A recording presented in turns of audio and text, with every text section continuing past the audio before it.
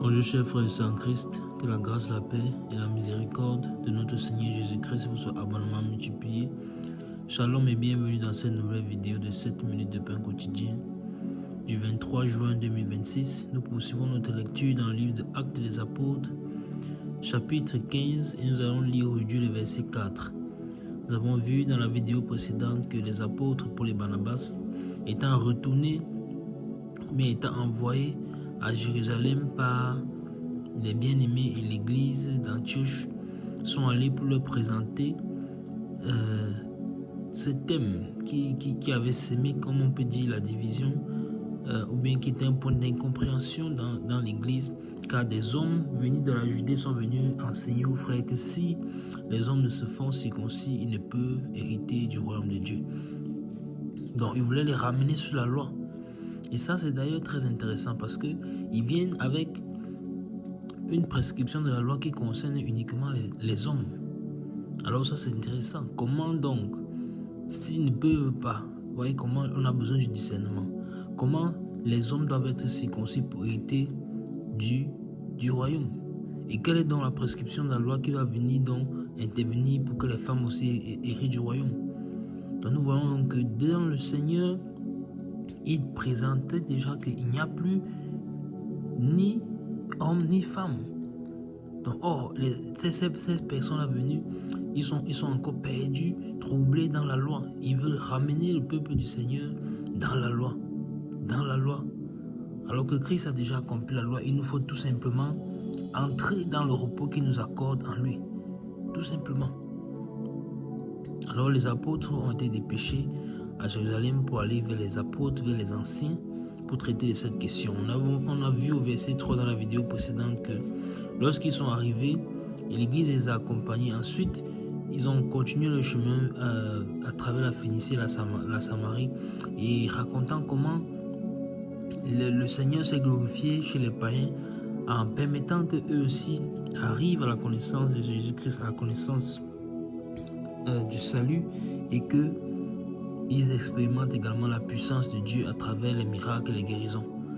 Alors, cela a rempli le cœur des frères d'une très grande joie. Et on avait donc vu que nous aussi, nous devons nous réjouir avec notre frère, ce que les Écritures nous déclarent, nous réjouir avec notre sœur. Lorsque le Seigneur a fait du bien à un frère, à une sœur autour de nous, ou bien même pas forcément autour de nous, nous devons nous réjouir. Nous devons nous réjouir. Alors, le verset 4 que nous allons lire aujourd'hui dit ceci. Arrivé à Jérusalem, il fut reçu par l'église, les apôtres et les anciens, et ils racontaient tout ce que Dieu avait fait avec eux. Amen. Je vais relire le verset 4. Arrivé à Jérusalem, il fut reçu par l'église, les apôtres et les anciens, et ils racontaient tout ce que Dieu avait fait avec eux. Amen. Donc, nous nous rendons compte ici que les apôtres, finalement, donc, sont arrivés à Jérusalem. Et ils ont été reçus par l'église. Merveilleux. Donc, quand on dit l'église, c'est tout le corps du Christ. C'est tous les bien-aimés. Au-delà de ça, par les apôtres également, ils ont été reçus. Et par les anciens. Parce qu'il faut bien qu'il y ait toujours des responsables. Il faut bien toujours qu'il y ait des anciens dans chaque église pour que à qui ils peuvent s'adresser, des responsables. Et vous voyez donc qu'on dit qu'ils sont arrivés à Jérusalem. Donc à Jérusalem, l'église n'était pas divisée à Jérusalem. Il n'y avait qu'une seule église. Tous les disciples du Seigneur dans la ville de Jérusalem formaient l'église de Jérusalem. Donc quand ils sont venus, tous se sont réunis, ils étaient contents, ils étaient heureux de savoir l'œuvre que le Seigneur était en train d'accomplir chez les païens. Alors voilà pourquoi cela est important. L'unité dans le corps du Christ. C'est quelque chose qui tient tellement au Seigneur, l'unité. Alors nous devons marcher dans l'unité, nous ne devons pas nous combattre, mais nous devons marcher dans l'unité. Dans l'unité. Et chercher à accomplir le désir du cœur du Seigneur, à savoir le Seigneur cherche. Il cherche à avoir son épouse. Il travaille également nous-mêmes, à notre salut avec peur et tremblement, pour faire partie de cette épouse. Nous ne serons pas juste des membres de l'église, mais serons également l'épouse de Christ. Alors ils sont arrivés à Jérusalem, ils ont été reçus. Et ils ont raconté tout ce que Dieu a fait avec eux.